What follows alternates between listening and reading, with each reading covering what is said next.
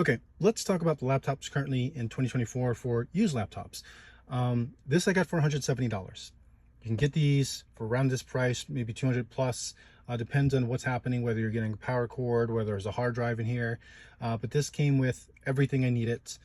The only gotcha is that there's some damages to this that I was able to at least work around.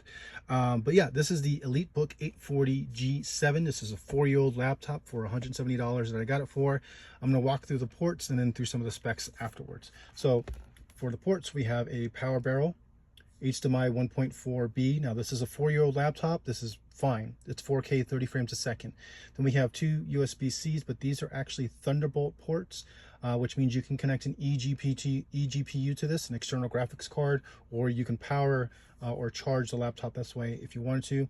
Then you also get a LTE card here that you can go ahead and put your cell phone SIM card into this and get network connection that way, depending on your provider, basically, if they allow that.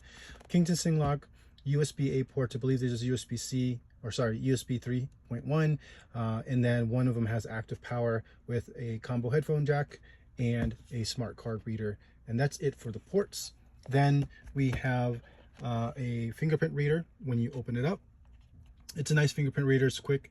Upward firing speakers, they sound great. Keyboard, it's okay. Trackpad's that springboard thing with two buttons here and a little nubbin to change, to control your cursor.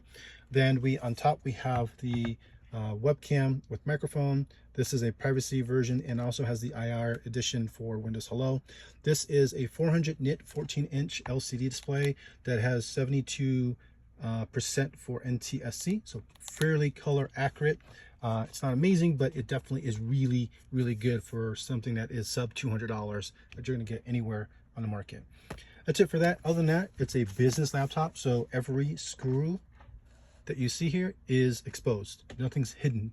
When you take all this off, everything is exposed, really easy to get to. This goes up to 64 gigabytes of RAM, NVMe storage as well. They can go up to 4 terabytes if you want to. And then you can swap out the card here for the SIM tray, or the other side of the SIM tray here, and then also the Wi-Fi card. And like I said, it also has a NFC reader that you can also install into this if you really, really wanted that. So beyond that, it's a phenomenal value. Just a couple things for the specs too. This is running the i7-10810U. This is a 10th gen Intel processor. This is from their Ultrabook series lines that you normally find in these business class laptops. It's quite powerful. I think it's like 6 cores, 12 threads, or just hyper threaded to 12 threads. And it's more than adequate for a lot of stuff. You can do 1080p video editing on this laptop.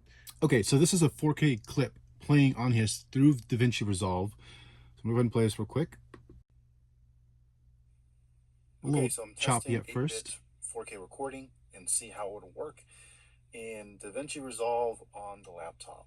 So this is going to be fine for basic cutting and editing, but as soon as you start to color grade it, it became problematic for me. So what I ended up doing was creating a proxy file manually through Handbrake. And then if I go ahead and change this to prefer proxies, and then go ahead and turn on the color grading, and I go back, play it one more. It's smooth. It's actually color graded. Okay, so I can see it. 8-bit 4K recording and see how it'll work. And it's fine. This is much more manageable. Now, obviously, you creating your own proxies and Handbrake is not ideal, but again, this is a 4K video. With 1080p, I didn't have to do any of this. I could color grade it. I could edit it just fine.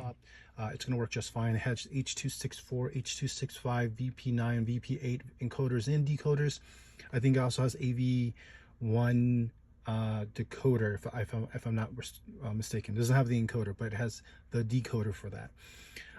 Also, because this is a part of the 8th gen series from Intel, their integrated graphics is exactly the same as their 8th gen. So if you are okay going down a couple cores and just a little bit less performance, go look at the 8th gen series of Intel processors for the U series.